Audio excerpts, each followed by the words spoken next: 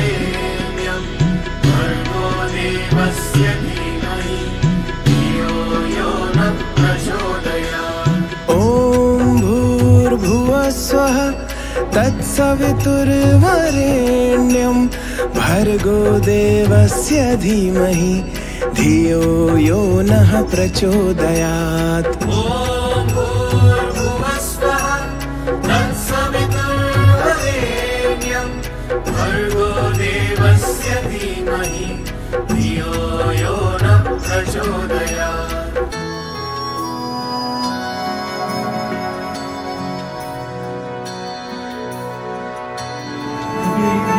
पूछा गया कि दिया क्या है, तो कुछ लोगों ने ही हाथ खड़ा किया। सभी को अगर नहीं पता है, हो सकता है कि बहुत लोग पता हो, किसी ने एजुकेशन में ना खड़ा किया होगा।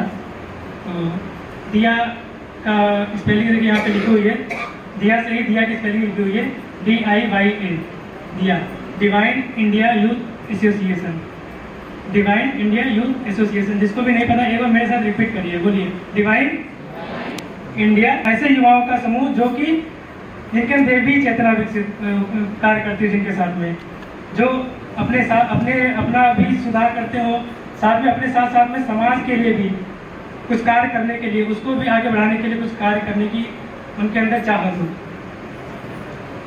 डिवाइन इंडिया यूथ एसोसिएशन, ये इसका नाम मैंने बताया। अब ये कार्य करता क्या है? दिया सभी के अंदर है, दिया सभी के अंदर है। जैसा कि अब आप लोग कहेंगे कि दिया सबके अंदर है, तो वो मतलब दिया, हम इस वाले दिया की बात करें, ये वाला जो अभी सामने आपके दिया रखा है, जिसके हम लोग दीप यज्ञ करते हैं, यही हम लोग के अंदर है और इसी को ही आपको जागृत करना है। बस यही एक दिया जो हमारा संगठन, इसका काम भी यही है। इसकी दिया जो हमारा संगठन, इसकी आधारशिला मेरे हिसाब से शायद 2008 या 2009 में रखी गई थी देव संस्कृति विश्वविद्यालय में। इसकी स्वरूप कैसे बना, क्यों इसकी ज़रूरत पड़ी, इसका भी जहाँ तक हमें इसके बारे में पता है वो हम आपको साझा करें। जो हमें लोगों से मिला वो हम आप तक पहुँचाएंगे। अपना जो परिवार है अखिल विश्व गायत्री परिवार, जो सभी लोग जानते हैं इसको, ये अभी तक संगठन सिर्फ माना जाता था कि इसमें इसके जो लोग होते हैं वो धोती कुर्ता पहन के आते हैं, यज्ञ वगैरह कराते हैं, 2-4 मंत्र बोलते हैं और 2-4 ज्ञान की बातें दे के चले जाते हैं। तो इससे हुआ क्या कि जो वास्तव में जो हम लोग के युवा जिनको बोला जाता है, जो उम्र के हिसाब से युवा है, वो सोचते थे कि वो धर्म और इनके संस्कार से और धर्म के कार्यों से थोड़ा दूर होते चले गए। वो उससे अपने आप को जो है अटैच नहीं कर पा रहे, उससे जोड़ नहीं पा रहे हैं। क्यों? क्योंकि उनको धर्म और इन चीज़ों में आजकल के युवा ज़्यादा रुचि ले नहीं पा रहे हैं। इसके पीछे बहुत से कारण हो सकते हैं, जिन पे चर्चा करना वो दूसरा विषय हो जाएगा। लेकिन वो जिस वजह से उस पर ले नहीं पा रहे उसमें रुचि, तो ऐसे युवाओं को कैसे जोड़ा जाए अपने मिशन से, उनको स्वतंत्रता दी जाए कार्य करने की, गुरुदेव का कार्य करने की, कैसे वो हमारे मिशन को समझेंगे। तो इसके लिए उन्होंने सोचा कि एक ऐसा मिशन बनाया जाए जो कि सिर्फ युवाओं के लिए काम करेगा। और उन युवाओं के लिए कोई ये जरूरी नहीं है कि वो धोती कुर्ता पहन के जाए समाज के बीच में, कोई जरूरी नहीं कि वो यज्ञ कर्म कांड कराएं जाके, कोई जरूरी नहीं है कि वो पीला वस्त्र पहन के ही और कंठी माला पहने और डफली उफली बजाए जाके, ऐसा कोई जरूरी नहीं था। उनके पास से ये सारी चीज रिस्ट्रिक्शन हटा दी गई। उनके लिए सिर्फ इतना रखा गया कि वो उनका जो स्वरूप हो युवाओं का वो कैसा हो, सेवा भावी युवा होने चाहिए, वो स्वस्थ युवा, सशक्त राष्ट्र, ये इस संकल्पना थी। स्वस्थ युवा, सशक्त राष्ट्र, शालीन युवा, श्रेष्ठ राष्ट्र, स्वावलंबी युवा, संपन्न राष्ट्र और सेवा भावी युवा, सुखी राष्ट्र। इन 4 आधारभूत संकल्पों के साथ में इसकी संरचना करी गई थी, जो कि अभी तक चलती आ रही है। और आज युवा दिया जो ग्रुप है वो बहुत ही विस्तार ले चुका है पूरे भारत में, और इससे हजारों लाखों युवा जुड़ रहे हैं। क्यों? क्योंकि जो गुरुदेव का जो विचार है वो उन युवाओं तक जो आजकल के सो कॉल्ड यूथ हैं, जो ड्यू टाइप के थोड़ा होते हैं, उन सबको भी जोड़ रहे हैं, उनको उनके तरीके से समझा के, जैसा वो समझना चाहते हैं उस स्तर पे जाके गुरुदेव के विचारों को तक उनको फॉरवर्ड कर रहे हैं। तो ये इससे होता है कि क्या है कि बहुत से लोग युवा लोग जुड़ रहे हैं कि हाँ समझ रहे हैं कि हाँ क्यों हमें इससे जुड़ना चाहिए। गुरुदेव के विचार जो उन्होंने युवा की परिभाषा जिसे निधि ने बताई, गुरुदेव ने लिखा था कि युवा कौन है, उसमें लिखा था उन्होंने असंभव शब्द जिसके शब्दकोश में नहीं। आप सभी लोग बहुत लोग सुना भी होगा, फिर से इसको रिपीट कर रहे हैं आपके लिए, जो लोग नए जिन्होंने पहले नहीं सुना है उनके लिए वो जान रहे हैं। असंभव शब्द जिसके शब्दकोश में नहीं है। असंभव शब्द ऐसा नहीं है कि मतलब कुछ ऐसा करने के लिए सोच लिए कि जो वास्तव में संभव नहीं है, कि जाके कह रहे कि प्लेन से कूद जाएंगे हम, जो है बच जाएंगे, तो ये वास्तव में संभव नहीं है। ठीक है, बिना पैराशूट के असंभव उन्होंने उस लिहाज से कहा है कि आप अपनी शक्तियों को पहले कोई भी कार्य आपको दिया जाए तो आपको ऐसे यूं ही नकार मत दीजिए कि हमसे नहीं हो सकता है। आप ये मत कहिए कि संभव नहीं है। उनको उन युवाओं की जरूरत है जो पहले उस कार्य को समझे, उस कार्य के स्वरूप को समझे कि ये वास्तव में कार्य है क्या, अपनी क्षमताओं को, अपनी शक्तियों को समझें कि हम इसको कितने स्तर किस स्तर तक ले जा सकते हैं। जिसने साफ मना कर दिया तो वो तो बिल्कुल युवा नहीं है, उसके लिए तो असंभव ही रहेगा हमेशा। लेकिन जिसने हाँ कर दिया और वो भले ही वो लक्ष्य यहाँ तक था और वो काम करके यहाँ तक पहुँचा है, तो भी वो अपने आप में एक युवा है। उसने असंभव ये कहा कि असंभव नहीं है, भले ही उसको सफलता ना मिले लेकिन वो कार्य करने की उसके अंदर ललक है, इंटेंशन होना चाहिए। तो ये नेत्रबंद कंवर सीरीज और जो भी आपके इष्ट हैं, गुरुदेव, गायत्री माता, लक्ष्मी माता, विष्णु जी, राम जी, हनुमान जी, जो भी हैं, नेत्रबंद और बस उन्हीं का ध्यान रखिए और ऐसा महसूस करिए वो आपके पास खड़े हैं और वो अपना हाथ आपके सर के ऊपर रख रहे हैं। ये भाव करिए, देखिए कितना अच्छा आनंद आएगा आपको। आपकी इष्ट का हाथ आपके सर के ऊपर आ रहा है, वो आपको आशीर्वाद दे रहे हैं। क्या हुआ? ये उपासना, एक अनुभव जो अंदर की हमारे विचारों को भगवान के पास ले जा रहे हैं। भगवान हमारे पास खुद आ रहे हैं इस समय, ये होती है उपासना। फिर होता है साधना। और साधना कैसे करनी है? साधना देखिए, साधना के लिए हमें अपने विचारों को सबसे पहले साधना पड़ेगा। आज की तारीख में लोग व्रत रहते हैं, कहना नहीं चाहिए, मैं क्षमा प्रार्थी हूँ, पहले ही बोल देता हूँ, बट व्रत का मतलब हो जाता है जितना खाओ उतना खा सको। आज तो व्रत का मतलब ये होना चाहिए कि आप अपने विचारों को, अपने इंद्रिय को संयम में लाएं। इसकी उसे साधना करते हैं। पता है व्रत है, लेकिन सामने आपकी कहते हैं ना विशिष्ट प्रकार की 56 भोग में सीधे अगर मैं यंग जनरेशन की बात करता हूँ तो पिज्जा, बर्गर और मटर पनीर और ये कुछ तो नॉनवेज भी खाते हैं, तो कई सारे ऐसे व्यंजन रहते हैं। व्रत है लेकिन अरे यार आज मंगल है, नॉनवेज नहीं खा सकते, आज व्रत है यार, सब्जी बनी हम नहीं खा पा रहे हैं, चिप्स रखे हैं, मैगी बनी है, अरे यार उसको कंट्रोल में करो। वो होता है साधना। तो उपासना, साधना, आराधना सॉरी मैंने गड़बड़ कर दिया। आराधना में अपने देव का आता है और उपासना में हमें कहते हैं ना कि जो दूसरे को हमें सुख देना, उनकी मदद करना अच्छे भाव से। कोई जा रहा है, अगर कोई व्रत है या ऐसे भी किसी मदद चाहिए तो हमें मदद करनी चाहिए होते हर तरीके से। तो इसलिए गुरुजी ने बोला जब आप साधना करते हो ना तो उपासना, साधना, आराधना है, तो आप जब बैठोगे तो आपके ऑटोमेटिक अपने आप ही निरंतर क्रिया से आप भगवान के पास जुड़ जाएंगे। उसका कुछ भी माध्यम हो सकता है, लोक सेवा हो सकती है जिसमें आप मदद करें, वो भी तरीके से तप होता है। आप भगवान के पास बैठ जाइए, जप करिए, यज्ञ करिए, तो ये हो गया आपका साधना। जब आपने आपको साध लिया, हमने पहला आंदोलन तो कर लिया, अब साधने के बाद अब हम क्या करें? अब दूसरा इंपॉर्टेंट सबसे बात होती है शिक्षा। बिना शिक्षा के हम अधूरे हैं, क्योंकि शिक्षा हमें कई तरीके से सीखने को देती है अलग अलग। और आज मैं बड़ा किस्मत कह सकता हूँ, किस्मत का धनी हूँ। आज हमारी सबसे प्यारी मैडम भी हमारे सामने बैठी हुई है, साधना मैम बैठी हुई है। तो शिक्षा में उनका बहुत सहयोग रहा है। तो शिक्षा के लिए गुरुजी ने बोला है सबसे पहला पाठ संस्कार साधा। जो बच्चे पढ़ चुके हैं, बड़े हैं, ग्रेजुएशन कर रहे हैं, वो अपने आसपास के छोटे बच्चों को शिक्षित करें। छोटे छोटे बच्चे होते हैं 4 साल, 5 साल, 6 साल, 7 साल के, तो उनको आप जैसा सिखाओगे वैसा ही बनता चला जाता है। अभी आप देख रहे होंगे छोटा सा भैया वीडियो रिकॉर्डिंग कर रहा था, या अभी यहाँ पे षष्ठी ढोलक बजा रही थी। षष्ठी के अंदर बहुत ज्यादा हेजिटेशन था बिफोर वासस्कार आने से पहले, और वासस्कार ज्वाइन करने के बाद ही उसने डांस करना स्टार्ट किया था और सारी एक्टिविटीज थी। जब उसने पहली बार ये एक्टिविटीज करी तो उसने खुद बोला मुझे यहाँ आने के बाद मेरे अंदर का जो हेजिटेशन था खत्म हो चुका है। तो षष्ठी सही कह रहा हूँ? तो इस तरीके से आप बच्चों को शिक्षित कर सकते हैं। और जो बच्चे या जैसे कह सकते हैं कि हमारे आसपास के ऐसे कई सारे परिवार होते हैं जहाँ पे उनके माता पिता उनकी फीस नहीं दे सकते हैं, तो हम ये नहीं कहेंगे पूरा सहयोग करें। हम हमारा एक ग्रुप बन जाए, हम उनको सहयोग कर सकें। जो पढ़ने वाले बच्चे हैं तो उनकी शिक्षा का माध्यम पूरा होना चाहिए। और आज की डेट में सजेशन एटलीस्ट मस्ट है। तो पहला हो गया साधना, हमने साधना कर ली, शिक्षा कर ली। अब क्या करें भाई? शिक्षा तो हो गई, अब शिक्षा के बाद हमें नौकरी चाहिए। और सबसे बड़ी मुसीबत कहते हैं नौकरी शब्द। ये जो नौकरी है ना, सरकारी नौकरी, इसको दिमाग से निकाल दो। सबसे पहले बिल गेट्स क्या सरकारी नौकरी करता है? या गूगल पे जो सुंदर पिचाई सरकारी नौकरी है? सबसे टॉप की जो कह सकते हैं ना एलन मस्क, क्या वो सरकारी नौकर है? नहीं। जो आप टॉप पे दिखेंगे ना, सबसे टॉप सीईओ, जो सबसे पैसे वाला, हमारा ध्येय क्या, हमारा एम क्या है? तो हमें नौकरी क्यों करनी है? हमें पैसा चाहिए, हमें आराम चाहिए। लेकिन सिर्फ सरकारी में नहीं करना ना, उसके लिए हम अपना बिजनेस कर सकते हैं। तो उसके लिए गुरु जी ने बोला स्वावलंबन आंदोलन बताया। स्वावलंबन में हम कई तरीके के जो है यहाँ पे हमारे शांति कुंज में तो कई तरीके के कह सकते हैं कि रोजगार को बताया जाता है, जैसे अगरबत्ती बनाना, धूपबत्ती बनाना, साबुन बनाना, गो और कहते हैं ना आजकल गाय से रिलेटेड इतने प्रोडक्ट बिका हुआ है, गोबर बिक रहा है, गोमूत्र बिक रहा है 50 रुपए लीटर के हिसाब से।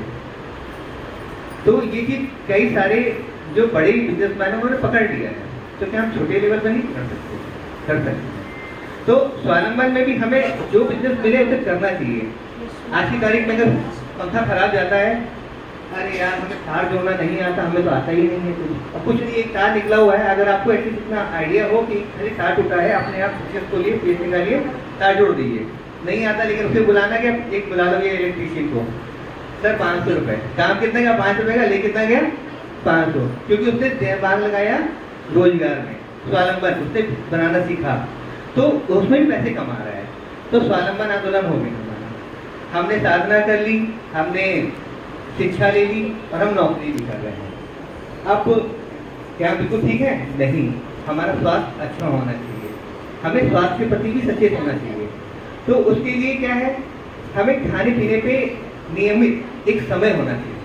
जैसे कि कहते हैं सुबह का नाश्ता 6 से 8 के बीच में हो जाना चाहिए, परंतु होता क्या है, हमारी लाइफ ऐसी हो चुकी है, बिना मोबाइल देखे सोते नहीं है, बिना मोबाइल देखे जाते हैं, सोते सोते 12-1 बज जाता है। और कुछ तो ऐसा ऑफिस वर्क भी हो गए हैं जो जॉब में कर रहे हैं, उनका टाइम ऐसा हो जाता है कि रिपोर्ट करनी है, मेल करनी है, तो मैनेज भी करना होता है। और खाने का टाइम भी हमारा फिक्स है, 12 से 2 होना चाहिए, शाम का खाना 6 से 8 होना चाहिए। लेकिन ये सारा का सारा समय सबका खराब हो चुका है, चाहे वो बड़े हों या छोटे हों या बच्चे हों, सबका है।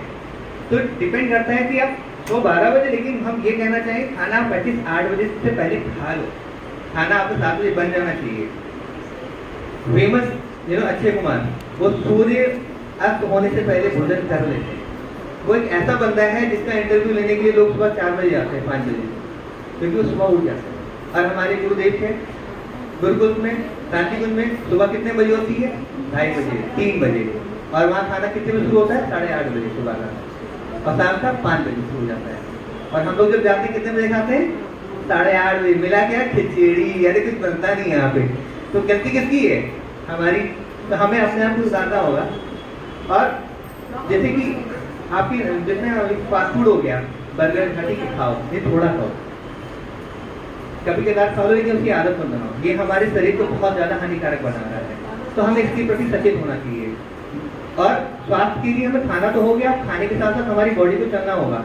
अगर हम आज की डेट में स्मार्ट वॉच आ गई है, हम वो घड़ी बना देती है, आप एक जगह बैठे हो, लेटे हो, भैया उठ जाओ, रिमाइंडर देता है कि आपने मूवमेंट नहीं करी है, घड़ी भी बनाने लगी है।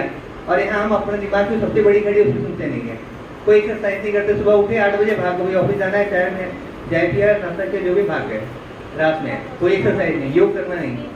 ये तो अच्छा हो गया कि योग अब आज की डेट में लोग घर घर पहुंचा रहे हैं। और आज मैं तो बोलूंगा अगर प्रशांत भैया हमें कुछ समय मिले तो यहाँ पे योग के बारे में कुछ बताएंगे भी। और ये भी अच्छी बात है, जो कहते हैं नेशनल हमारे योग ट्रेनर यहाँ पे बैठे हुए हैं। तो योग से हम अपने शरीर को साध सकते हैं, हर तरह की बीमारी दूर कर सकते हैं, कैसे भी हो ट्रीटमेंट। तो हमारा हो गया साधना, शिक्षा कर ली, स्वास्थ्य कर लिया, स्वावलंबन कर लिया। अब हम क्या फिट है? अभी भी नहीं फिट है। क्यों? क्योंकि हमें ताजी हवा नहीं मिलेगी तो हम क्या जी पाएंगे? साफ पानी नहीं मिलेगा, आप पी पाओगे नहीं। तो इसकी जिम्मेदारी कौन लेगा? हमें लेनी पड़ेगा। तो हमें पर्यावरण को भी शुद्ध रखना है। तो इसके लिए गुरुदेव बोलते हैं कि एटलीस्ट आप कोई ना कोई ऐसा बहाना बनाइए, या अब तो आपकी ड्यूटी है, अगर आप नहीं कर सकते तो अपने जन्मदिन पे, अपने अगर आपकी शादी हो गई वैवाहिक वर्षगांठ पे, या किसी गिफ्ट देना है तो आप पेड़ लगाओ, पेड़ दो उसे, या आप यहाँ सामने रखे ना गिफ्ट देने के लिए। तो अगर ऑक्सीजन हमें नहीं मिलेगी तो हम कुछ नहीं कर पाएंगे। और एक पेड़ लगाने से कितने फायदे हैं, कई तरीके प्रदूषण कम करता है। जैसे अगर आपने पेड़ लगाए, आसपास में हमारा 1 बीघा जमीन है और उसने पेड़ लगा दिया, पहाड़ों पे क्यों आजकल बाढ़ आ जाती है? रीजन है वहाँ से पेड़ों की कटाई हो रही है। पेड़ों की कटाई होने की वजह से उनकी जड़ें हमारी मिट्टी को रोकती हैं, वो नहीं रुक रहे। वहाँ से क्या होता है? मृदा प्रदूषण होता है, हमारा सॉइल पॉल्यूशन। जब मिट्टी निकलती है तो हमारा पानी गंदा हो जाता है, वाटर पॉल्यूशन। डीजल पेट्रोल ये सब व्यय हो रहा है, सारा हमारा खराब कर रहा है वातावरण पूरा हमारा, दूध प्रदूषित कर रहा है, वायु प्रदूषण कर दे रहा है, ध्वनि प्रदूषण, तेज आवाज में ज्यादा सुनना, एक लिमिट है, आप उसको सुनिए, उसके ऊपर ज्यादा टाइम से मत सुनिए। तो ये सारे के सारे पॉल्यूशन हमें कंट्रोल करने पड़ेंगे। तो ये पेड़ लगाएंगे हमारी मिट्टी को रोकेगा, हमारा पानी को रोकेगा, और पानी भी वहीं बनता है जहाँ पे हरियाली होती है। ये फैक्ट है, कई सारी रिसर्च में ये पब्लिश हो चुके पेपर इसके, कि जहाँ पे ही हरियाली है वहीं पे ही बारिश होगी। तो इसकी जिम्मेदारी भी हमें लेनी पड़ेगी। हमें इसे हमने कर लिया, यहाँ पे हमारा काम नहीं रुकेगा, हमें इसे आगे भी बताना है। जैसे कि क्या एक मूवी आई थी, कुछ अच्छा काम किया भाई साहब, ये लो, नहीं हमारी जगह थैंक यू बोलते नहीं, आप 3 लोग की हेल्प करो, उनका थैंक यू करो। तो एटलीस्ट ऐसे हमें चैन बनानी पड़ेगी। हम पेड़ लगा रहे हैं, अरे यार वो क्या कहेगा, हमें दूसरे धर्म के लोगों से सीखना होगा। हमें अपने धर्म के बारे में सुनने में या कुछ कहने में शर्म नहीं आनी चाहिए। हमारे मुस्लिम भाई लोग कभी भी नमाज पढ़ने के लिए बिल्कुल भी नहीं, कहते ना कि कुछ भी कतराते नहीं है, कहीं भी नौकरी कर रहे हो, कुछ भी कर रहे हो, उन्हें नमाज पढ़नी तो पढ़नी है, आपका काम कुछ भी हो। तो हमें अपने धर्म के प्रति क्यों ऐसा अंधविश्वास? और हमारे जो ऋषि मुनि कह गए ना, बहुत सही बात कह गए। सारा धर्म है और साइंस आज उसके पीछे जा रहा है। सूर्य ग्रहण के बारे में बताता है नासा करोड़ों रुपए खर्च करके, और हमारा जो होते हैं पत्र आते हैं तुरंत बता देते हैं।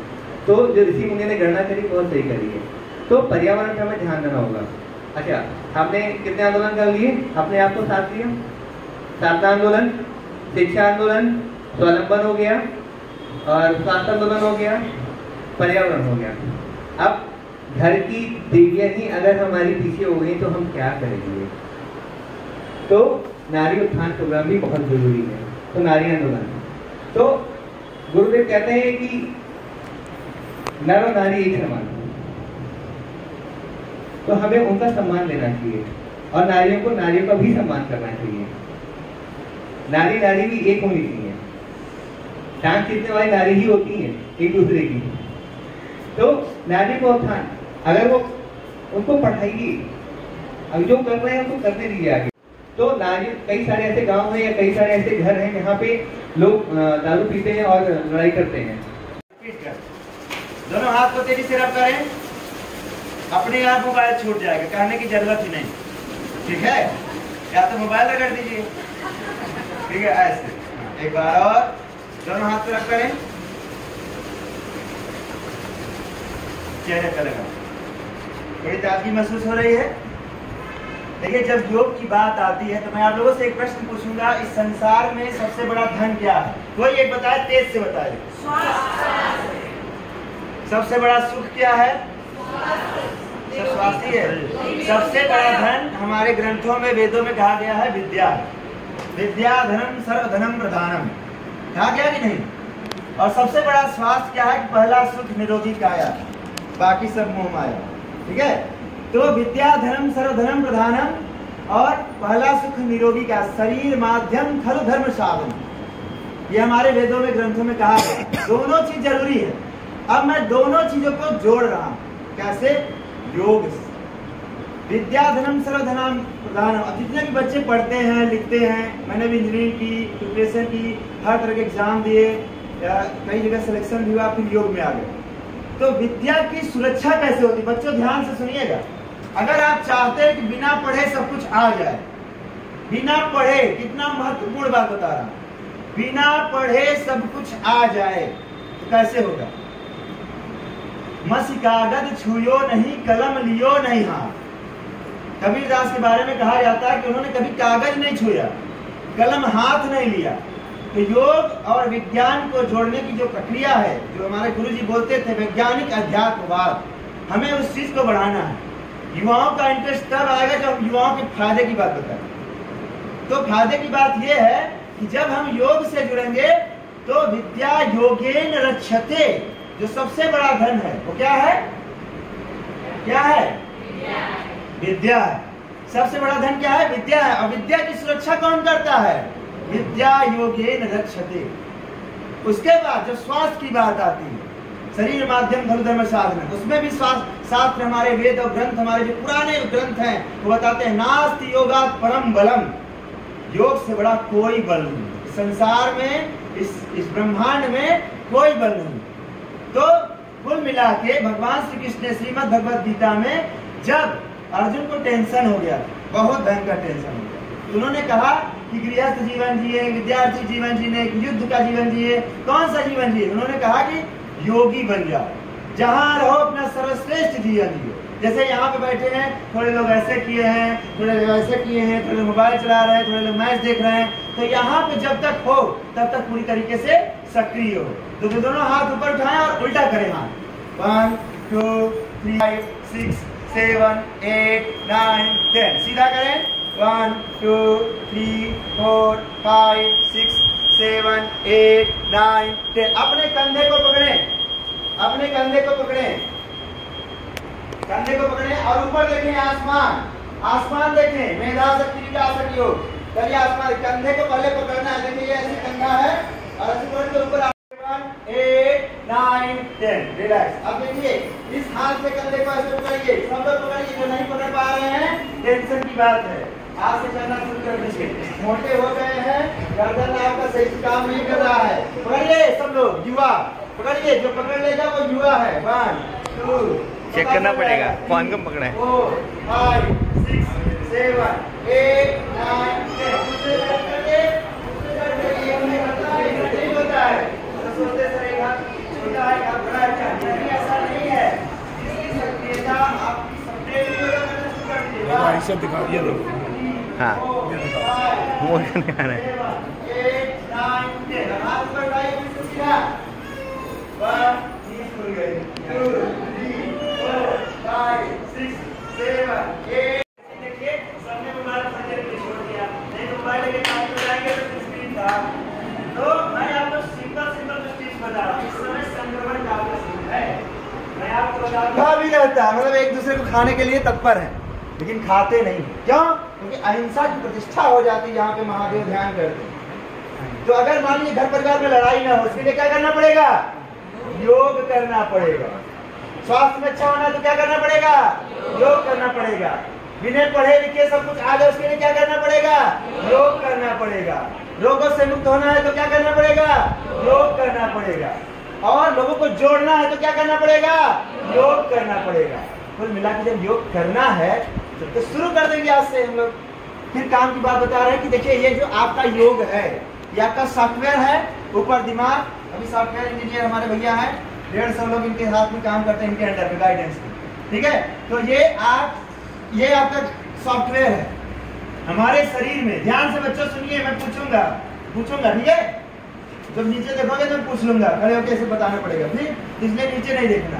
रीढ़ की हड्डी सीधी, कहा जाता है श्रीमद् भगवद गीता में, समम कायम शिरोग्रीवम धारयंचलम स्थिर। बचपन से कहा जाता है बच्चों रीढ़ की हड्डी सीधी करके बैठो। रीढ़ की हड्डी सीधी क्यों सीधी करके बैठे भाई? ऐसा इसलिए सीधी करके बैठना है, श्रीमद् भगवद गीता के 6वें अध्याय के 16वें श्लोक में बोला गया है समम कायम, कि शरीर को जब बैठे तो आड़ा तिरछा नहीं बैठना चाहिए। शिरोग्रीवम, सर और गर्दन और आपकी रीढ़ की हड्डी सीधी रेखा में होनी चाहिए। धारयंचलम स्थिर, जब आपका इस अवस्था में शरीर स्थिर रहता है तो आपके शरीर में, इलेक्ट्रिकल इंजीनियर बताया पहले, करंट का प्रवाह होता है, विद्युत का प्रवाह होता है, रक्त का प्रवाह होता है, ऊर्जा का प्रवाह होता है, प्राण का प्रवाह होता है, शक्ति का प्रवाह होता है, विद्या का प्रवाह होता है, समृद्धि और आनंद का प्रवाह होता है। आप ऐसे सुस्ती से बैठे रहिए, देखिए आपको थोड़ी देर में नींद आने लगेगी, आलस आ जाएगा। तो आज से रीढ़ की हड्डी सीधी करके बैठेंगे? नहीं बैठेंगे, तो धीरे बोले, नहीं रीढ़ की हड्डी सीधी करके बैठेंगे। और बीकेएस अयंगर जी कहते हैं कि जब आप अपनी रीढ़ की हड्डी सीधी रखते हैं तो रीढ़ की हड्डी का काम होता है कि आपको दिमाग को एक्टिव रखे। कोशिश करना चाहिए कि आप रीढ़ की हड्डी सीधी करके बैठें। अब काम की बात बता देते हैं, क्योंकि ये जो समय है वो संक्रमण काल का समय। तो टिप्स ऑफ द डे, बुखार, जुकाम, खांसी, आवाज गायब हो जाना, भूख प्यास न लगना, टेंशन होना, ये सारी समस्याओं का समाधान आपके गर्दन के ऊपर 7 बड़े छिद्र हैं, कभी नहीं गिना होगा। शरीर में बड़े 10 छिद्र हैं, कभी न गिना होगा, न देखा होगा, न समझा होगा। और इसी के माध्यम से शरीर के अंदर ऊर्जा प्रवेश करती है और इसी के माध्यम से शरीर के अंदर से ऊर्जा बाहर निकलती है। क्या क्या है? 2 आंख, बोलिए, 2 आंख, 2 कान, 2 नाक, मुंह, नाभि मल मूत्र का रास्ता, लेकिन गर्दन के ऊपर 7 बड़े छेद। अगर आप गर्दन को तंदुरुस्त रखें, सिर्फ गर्दन, हाँ नहीं वो माना जाता सिर्फ है, क्योंकि उसमें से बीमार है। स्वास्थ्य मतलब समग्र स्वास्थ्य, तो योग उसमें भी करना जरूरी है। अब काम की बात जो बता रहे थे वो बता दे ना, तो आपको करना क्या है, सिंपल तरीका, सबके हर बार मैं बताता हूँ, जब आता हूँ हर बार बताता हूँ, इसको ध्यान से समझिएगा और करिएगा, ठीक है। जो भी इन्फेक्शन होती है, जो भी बीमारी होती है, तो सबसे ज्यादा जो अगर कोरोना आपको होगा तो आपके मलमूत्र के रास्ते से बहुत कम संभावना है, नाभि से बहुत कम संभावना है, रोम छिद्रों से कम संभावना है। जब आप कोई चीज छूते हैं, आंखों को खुजली करने लगते हैं, नाक को टच कर लेते हैं, कान को टच कर लेते हैं, इससे वायरस आपके शरीर के अंदर जाता है। तो हाथ नाक में मास्क लगाने से ज्यादा जरूरी है कि हाथ को बार बार नाक कान न खुलाएं, ये ज्यादा जरूरी है। क्योंकि अगर नाक बंद कर लेंगे तो सांस कैसे लेंगे, कार्बन डाइऑक्साइड कैसे बाहर निकालेंगे। तो नाक बंद करने से ज्यादा इंपॉर्टेंट है कि अगर आपने टेबल छुआ है, बिना हाथ धोए आंख कान नाक नहीं छूना है, खाना नहीं खाना, पहली चीज। क्योंकि वायरस का प्रवेश इसी से होता है। लेकिन इसको क्लोज करने के लिए यहाँ पे महादेव ने जैसे नीलकंठ कहलाए ना, देवों के हित विष पी डाला, नीलकंठ को कोटि प्रणाम। बचपन में मैं जब छोटा था तो हमारे गांव में शिव महिमा चलती थी, डेली 4 बजे स्टार्ट, ठीक है। खुद को राख लपेटे फिरते औरों को देते धनदान। तो वही बात मैं बता रहा हूँ, जब आपका गला मजबूत होगा तो बोलने की आदत, जिन बच्चों ने बोला नहीं, ये ध्यान रखिए कि बोलने से आपकी बीमारियां दूर होती हैं, लेकिन बोलना है, बकना नहीं, दोनों में डिफरेंस है, बिना मतलब के नहीं, ठीक है। तो हमें क्या करना है, गले के लिए क्या अभ्यास करना है। अगर गला आपका स्वस्थ रहेगा, कोई भी बीमारी नहीं होगी, कोई भी इन्फेक्शन नहीं होगा, तो सिंहासन का अभ्यास, और उससे सरल एक क्रिया है कबूतर क्रिया। यही 2 क्रिया बताऊंगा, डेली अभ्यास करिए, 15 दिन बाद आके मिलिए हमसे, आप देखेंगे काफी हद तक स्वस्थ रहेंगे। और योगाभ्यास करने के लिए कोई बहाना सफल नहीं होता। क्यों? क्योंकि जो भी जिंदा है उसको मेरे पास ले आओ, मैं उसको योगाभ्यास करवा दूँ। क्योंकि योगाभ्यास करने के लिए सिर्फ जिंदा होना जरूरी है, अगर बहाना करना है तो मरना पड़ेगा। हाँ ये सही बात, जन्म से पहले हम योग सिखा देते हैं। हमारे घर के सारे बच्चे 1-1 साल 1.5 साल के जो है वो भी योग करते हैं। अभी भतीजा है मेरा, वो 1.5 साल का है, वो योगाभ्यास पूरा करता है, पूरा ब्राह्मणी प्राणायाम को शुरू हो जाएगा, शुरू। तो चलिए एक बार कर लेते हैं सिंहासन का अभ्यास, लेकिन सिंहासन से पहले कबूतर क्रिया का अभ्यास। कबूतर क्रिया आपको किताबों में नहीं मिलेगा, गूगल पे नहीं मिलेगा, इसलिए आप सीख लीजिए। सारी महिलाओं को, सारी लड़कियों को पीसीओडी, पीसीओएस, इनफर्टिलिटी और हार्मोनल डिसऑर्डर होते हैं। कबूतर क्रिया थायराइड ग्लैंड से इसका कनेक्शन होता है, जिसको कहते हैं विशुद्धि चक्र, विष को शुद्ध करने वाला चक्र, विष को शरीर से बाहर निकालने वाला ये सेंटर है। तो कबूतर क्रिया कैसे करते हैं, जैसे कबूतर करता है गुटरू, कैसे करना है, गले को टाइट करना है और ढीला करना है। खांसी में आप अगर धीरे धीरे करेंगे तो 5 दिन के अंदर खांसी आपकी ठीक हो जाएगी। और अगर खांसी है, थायराइड की प्रॉब्लम ज्यादा है, तो आपको खांसी आएगी, फिर ठीक हो जाएगी, भले आएगी फिर जाएगी, ठीक है। कैसे करेंगे, करिए। हाँ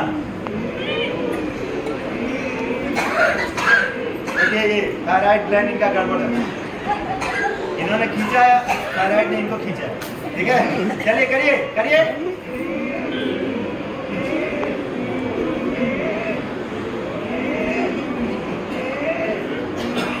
देखिए, जिनके गले में धूल मिट्टी घुस गया है उसको खांसी आएगी, क्योंकि निकाल रहा है बाहर, निकलो बाहर ना, आ रहा ही नहीं आ रहा।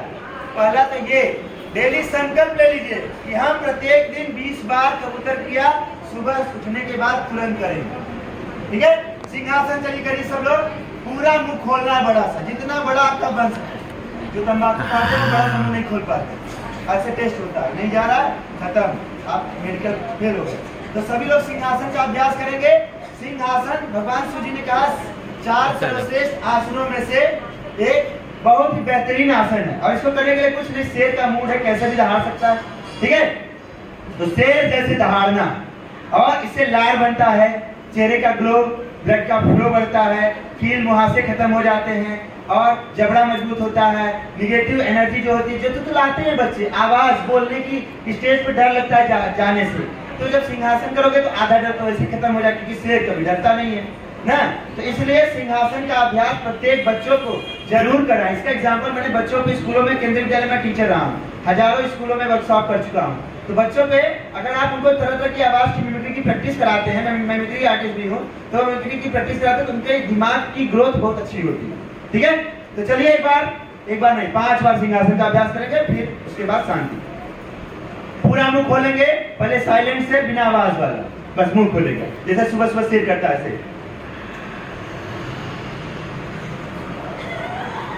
हाँ, पहले फीलिंग फिर हीलिंग ना, बिना फीलिंग के कोई हीलिंग नहीं होती। अभी साइलेंट शेर था, अभी डरा रहा था, जैसे होता है ना जमाई लेता है, पहले शेर आता है ऐसे करता है पहले, फिर उसके बाद शेर जैसे जाता है। सब लोग करेंगे, कोई संकोच नहीं। विद्या और भोजन में संकोच करने वाला हमेशा परेशान रहता है, तो सीखने के पहले कोई संकोच नहीं करना चाहिए। शर्म का त्याग करो, जल्दी से सीखो। चलिए,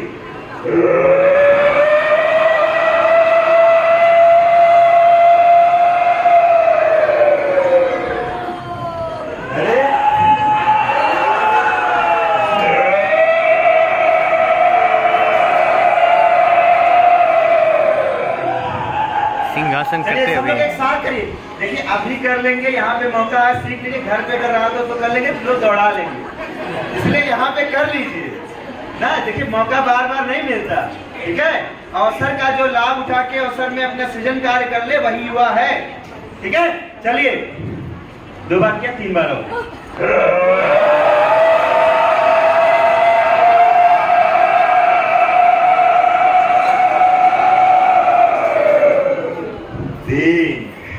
दो बार और। धीरे धीरे सांस खींचे, मुंह खोलिए, सांस खींचे, मुंह खोलिए, सांस खींचे, मुंह खोलिए।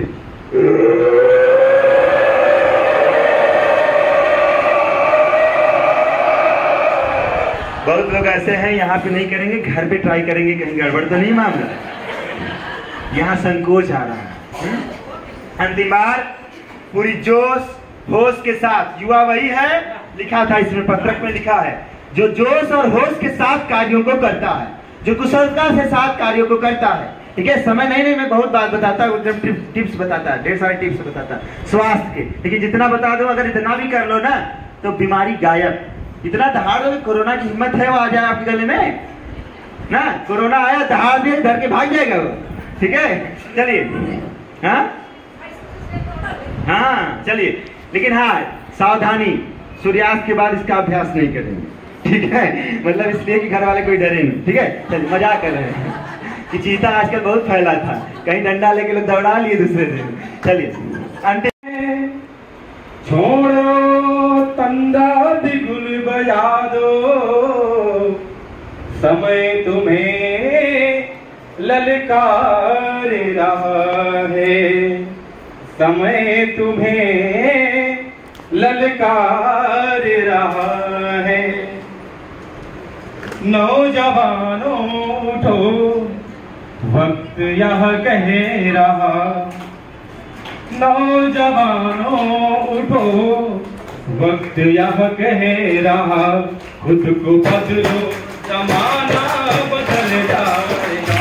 नौजवानों उठो, वक्त यह कह रहा, नौजवानों उठो, वक्त यह कह रहा, खुद को बदलो, जमाना बदल जाएगा, खुद को बदलो, जमाना बदल जाएगा।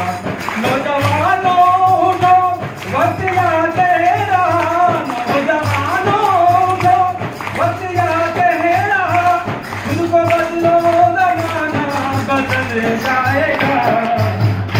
शक्तियों को तो वो अगर हमारे साथ है तो गुरुदेव के विचारों से हम उसको जोड़ के रखें और हमेशा एक समाज के, राष्ट्र के निर्माण की ओर उसको भी बढ़ाएं और स्वयं को भी बढ़ाएं।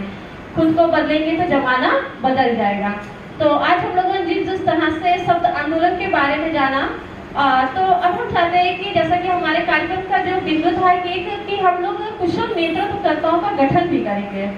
तो कुछ आंदोलन जो हम लोगों के चलते हैं, जैसे कि पर्यावरण आंदोलन, स्वास्थ्य, शिक्षा, स्वावलंबन आंदोलन, है ना। ये सारे जो शिक्षा, स्वास्थ्य, शिक्षा, स्वावलंबन, साधना, नारी जागरण, व्यसन मुक्ति एवं कुरीति उन्मूलन आंदोलन और पर्यावरण आंदोलन। तो हम ये चाहते हैं कि आज यहाँ से आप युवाओं को जरूर गुरुदेव ने कुछ श्रेष्ठ कार्य देने के लिए बुलाया होगा, तो आप स्वतः ही अपनी इच्छा से, अपने उल्लास से, अपनी उमंग से, अपने विचारों के माध्यम से आप आगे आए और एक गुरुदेव के सपनों को सजाने की शपथ लें कि हम इस कार्य को करने के लिए नेतृत्व करना चाहेंगे। तो सबसे पहले मैं स्वास्थ्य आंदोलन के बारे में यहाँ पे जानना चाहूंगी कि कौन इसके लिए सर्वप्रथम आगे आना चाहिए कि हम इसका नेतृत्व कर सकते हैं, जो इस चीज को आगे बढ़ाए। फिर वो योग के माध्यम से ही हमें लगता है ज्यादा ही सही है। बाकी तो सुशांत भैया नीट की भी तैयारी कर रहे हैं, तो वो भी आज के इस भौतिक दुनिया में जरूरी है, मेडिकल लाइन भी। तो मुझे लगता है हम गुरुदेव के साथ हैं, हम साथ हैं, हम साथ बहुत बढ़िया। ये आज 8 लोग जो आए हैं, मैं यहाँ पे निर्मला माता जी को बुला। इतनी जबरदस्त है, इतनी जबरदस्त है कि आज 2 उदाहरण देखने को मिले। पहला, हम अपनी कॉलोनी में हर महीने एक यज्ञ करते हैं, जिसमें 50-60 लोग आ जाते हैं। तो करते करते 8 साल हो गए थे। तो ये वो वर्ष महीना था जब हमने शुरुआत करी थी कार्तिक में। तो आज ये हुआ कि चलो इसको पंचकुंडी यज्ञ करते हैं और लोगों को इन्वाइट करते हैं। हम आश्चर्यचकित रह गए कि इतनी ऊर्जा है कि जहां हम सोच रहे थे 50-60 लोग आते थे तो ज्यादा से ज्यादा 100 हो जाएंगे, बहुत होंगे 125 हो जाएंगे। लेकिन आज हमने देखा कि 300 से ऊपर लोग हो गए, 300 से ऊपर लोग हो गए। और भोजन की दोबारा व्यवस्था हम लोगों को करनी पड़ी। तो कहने का मतलब ये कि गुरुदेव की चेतना फैली हुई है। और जब इस क्षेत्र में आज से सन 84 में आए थे हम इसी क्षेत्र, तब यहाँ पर बहुत हल्ला मचाते थे, सैकड़ों घरों में कुंडी खटखटाते थे। तब 10-15 लोग मुश्किल से इकट्ठा होते थे। लेकिन आज देखो, इतने लोगों को देख के, विशेष करके युवा बच्चों को देख के मेरा मन बड़ा आह्लादित है और लगता है गुरुदेव की चेतना काम कर रही है और इन बच्चों को जरूर आगे बढ़ाएंगे। लेकिन बेटा, इस मिशन में आगे बढ़ने के लिए क्या करना है, इसको 5 मिनट 10 मिनट में आपको बता देते हैं, क्योंकि बिना उस आधार के आगे नहीं बढ़ना। ठीक है, बता दें? हाथ उठाओ, कौन सुनना चाहता है? बोले गायत्री माता की। देखिए बेटा, कोई भी काम, चाहे कोई मिशन हो, चाहे कोई संस्थान हो, चाहे कोई संगठन हो, चाहे कोई ट्रस्ट हो, वो सबका सब जो चलता है एक चीज की धुरी पे चलता है। अगर वो चीज नहीं है तो थोड़े दिन की तो चमक धमक होगी, लेकिन बाद में वो कौन सी चीज है जिसकी धुरी पे सारी चीजें चलती है और नाचती हैं? वो धुरी है तो बेटा साधना की धुरी। किसकी धुरी है? साधना की धुरी। साधना को सबको पकड़े रहना, उसको हमें चाहे 5 मिनट की साधना। देखो बेटा, अगर आग के सामने बैठे हैं और कोई नॉन कंडक्टर बीच में हो तो कितनी भी अग्नि हो, हमको गर्मी उससे नहीं मिलेगी, क्योंकि बीच में एक अवरोधक है। लेकिन अगर हमको टेक्निक मालूम है, आग के सामने हम गए, हाथों को हथेलियों पर लगा लिया तो पूरे शरीर को ऊष्मा मिलती है। उसी तरह साधना की एक टेक्निक है, चाहे 5 मिनट करें। 5 मिनट तो कोई मुश्किल चीज नहीं है, 5-10 मिनट तो कर सकते हैं लोग। 5-10 मिनट की साधना करें गायत्री की, आपको वो ऊर्जा, वो शक्ति, वो उत्साह मिलेगा कि आप जीवन में कुछ भी करते चले जाए। तो पहला ये, हम सारे युवाओं को, सब लोगों को इस धुरी को पकड़े, फिर उसके आगे हम जितना बढ़ना चाहें आगे बढ़ते हुए चले जाएंगे, आगे बढ़ते हुए चले जाएंगे। हम आपको बता रहे हैं, जब हम 80 में इस मिशन से जुड़े थे, सन 80 में, यानी कितने साल हो गए? 42 साल। तो इतनी उमंग, इतना उत्साह था कि मैं बैंक में था, पंजाब नेशनल बैंक में, रोटी में। तो वहाँ एक बड़ी अच्छी नहर निकलती है, एक पुल है जो इधर से उधर को जोड़ती है। तो उस जमाने में आज जो 5 रुपए की छोटी वाली किताब मिलती है, पुस्तक, वो 4 आने की मिलती थी उस समय। तो हम करीब 100 पुस्तकें ले आए और उस पुल पे खड़े होकर के बेचा करते थे। तो अभी मैं रुड़की अभी गया तो हमारे पुराने मित्र बैंक के मिले, तो उन्होंने हमको परिचय यही करवाया कि देखिए ये वही अरुण जी हैं जो वो पुल के ऊपर खड़े होकर किताबों को लोगों के बीच में गायत्री मिशन की बेचा करते हैं।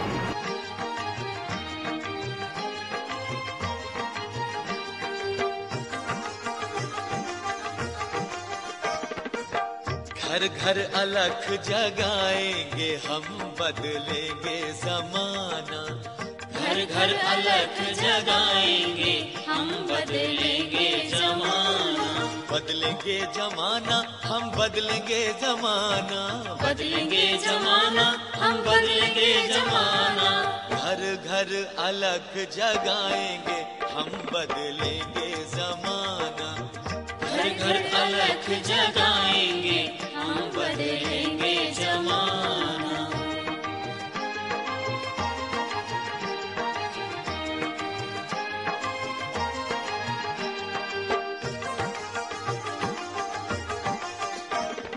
निश्चय हमारा ध्रुव सा अटल है, निश्चय हमारा ध्रुव सा अटल है। काया की रग रग में निष्ठा का बल है, काया की रग रग में निष्ठा का बल है। जागृति जागृति शंख बजाएंगे हम बदलेंगे जमाना, जागृति शंख बजाएंगे हम बदलेंगे जमाना।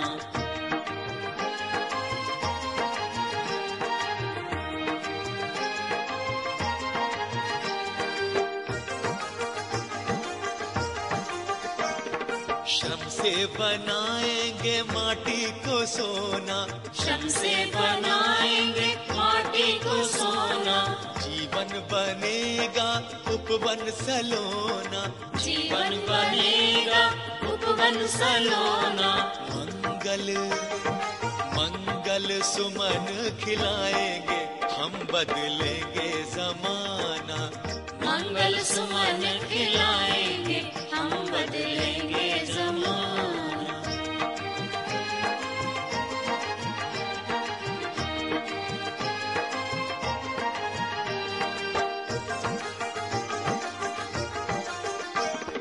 पीड़ा पतन की तोड़ेंगे कारा, पीड़ा पतन की तोड़ेंगे कारा।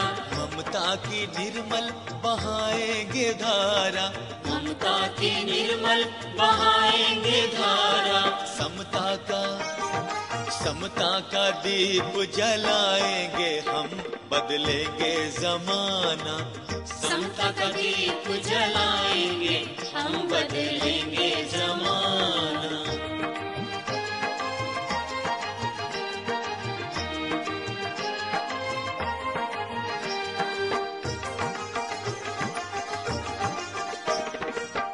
दुष्प्रवृत्तियां ठुकराएंगे, दुष्प्रवृत्तियां ठुकराएंगे।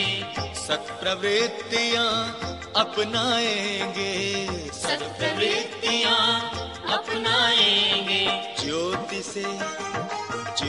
से ज्योति जलाएंगे हम बदलेंगे जमाना, ज्योति से ज्योति जलाएंगे हम बदलेंगे जमाना। घर घर अलख जगाएंगे हम बदलेंगे जमाना, घर घर अलख जगाएंगे हम बदलेंगे जमाना। बदलेंगे जमाना हम बदलेंगे जमाना, बदलेंगे जमाना हम बदलेंगे जमाना। घर घर अलख जगाएंगे हम बदलेंगे जमाना, घर घर अलख जगाएंगे हम बदलेंगे जमाना। घर घर अलख जगाएंगे हम बदलेंगे जमाना, घर घर अलख जगाएंगे हम बदलेंगे जमाना। ज्योति के पूजना दिया ब्रह्मांड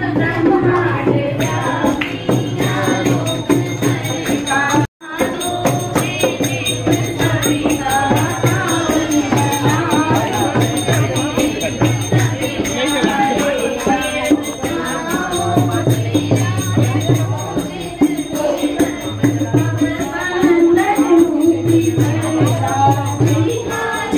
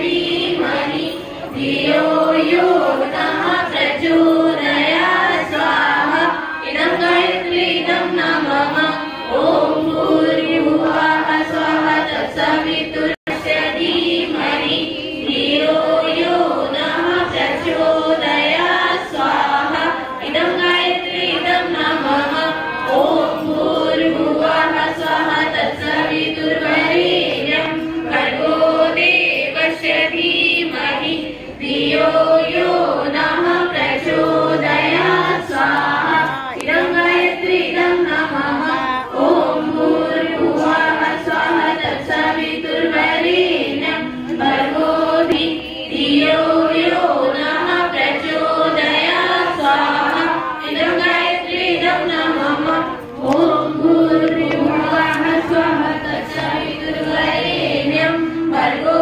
देवस्य धीमहि धियो यो नः प्रचोदयात् स्वाहा इदं गायत्री इदं नमः ईश्वरं वा तस्मै नमो वेदविनाशनाय ॐ यं ब्रह्मा वरदा चित्प्रत्ययेषवे वेदे साङ्गपदगुणनिष्ठै गायन्ति यं सामिका ज्ञानावसि तद्वेद मनसा पश्यन्ति यं योगिनो यस्यान्तं तद्विदुस्तास्त्रता देवाय तस्मै नमः देवाय तस्मै नमः।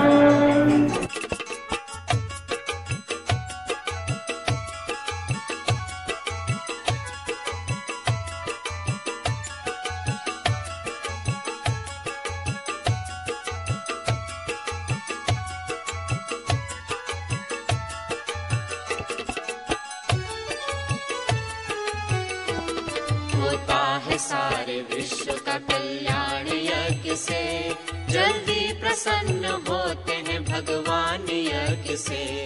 होता है सारे विश्व का कल्याण यज्ञ से, जल्दी प्रसन्न होते हैं भगवान यज्ञ से।